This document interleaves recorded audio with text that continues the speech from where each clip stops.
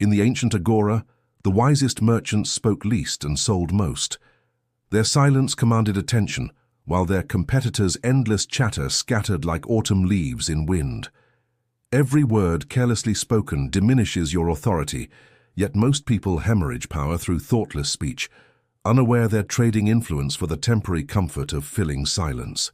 The Stoics understood that words, like arrows, cannot be recalled once released.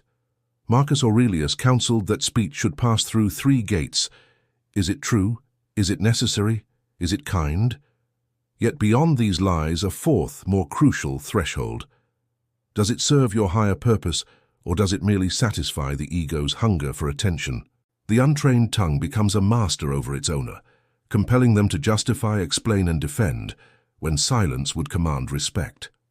Consider the sculptor who strikes marble with precision, each blow deliberate, each chip intentional. The amateur flails wildly, weakening stone and tool alike. Your words are the chisel, your reputation the marble. Speak without purpose, and you carve away your own authority. The dichotomy of control teaches us to govern what lies within our dominion, our thoughts, our responses, our choice to speak or remain silent. We cannot control how others receive our words, but we can control whether we speak them at all. The cardinal virtue of temperance extends beyond wine and food to encompass the appetite for speech itself. Just as the wise farmer conserves seed for fertile ground, the prudent person reserves words for moments when they will bear fruit.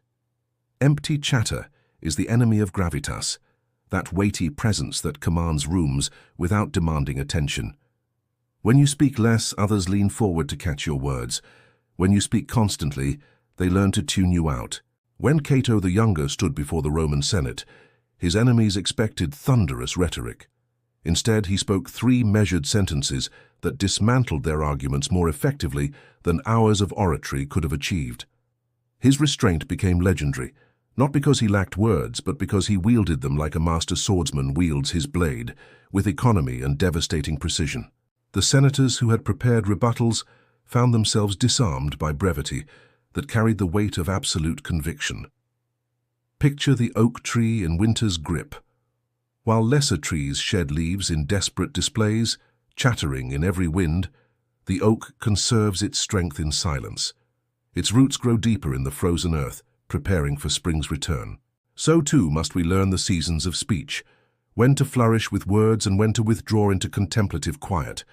The fool mistakes noise for strength, believing that he who speaks loudest speaks truest. Yet observe the mountain.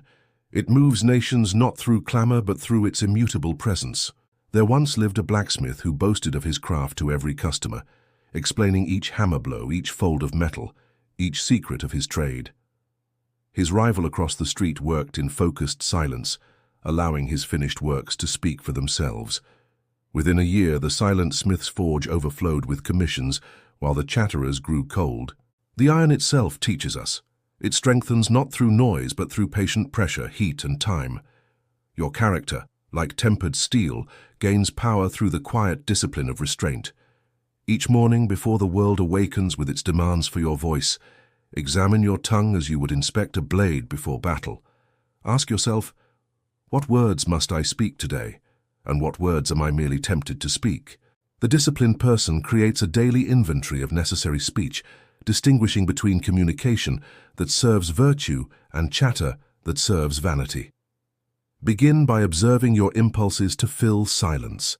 That restless urge to comment, explain, or justify reveals the ego's weakness more clearly than any mirror. Practice the art of pregnant pause. When someone asks your opinion, breathe deeply before responding. This brief silence accomplishes 2 things. It demonstrates your thoughtfulness and forces you to consider whether your response adds value or merely adds noise. Nature herself teaches this rhythm. The tide withdraws before it advances. The archer draws back before releasing. Your words gain power from the tension that precedes them, not from their volume or frequency. Transform listening into a spiritual discipline. When others speak, resist the compulsion to formulate your response. Instead, attend fully to their words, seeking first to understand rather than to be understood. This patient attention becomes a form of worship, honoring the logos that flows through all rational discourse.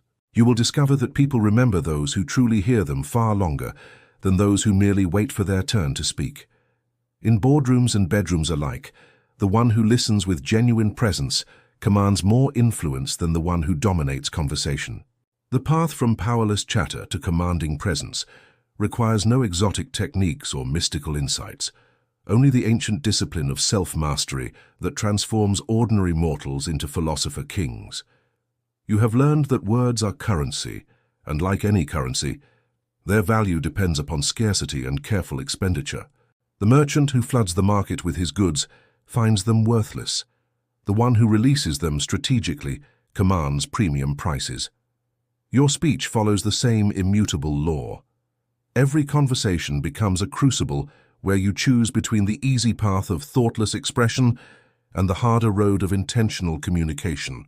This choice, repeated thousands of times across months and years, forges either a person of gravitas who moves through the world with quiet authority, or one more voice lost in the cacophony of those who mistake volume for virtue.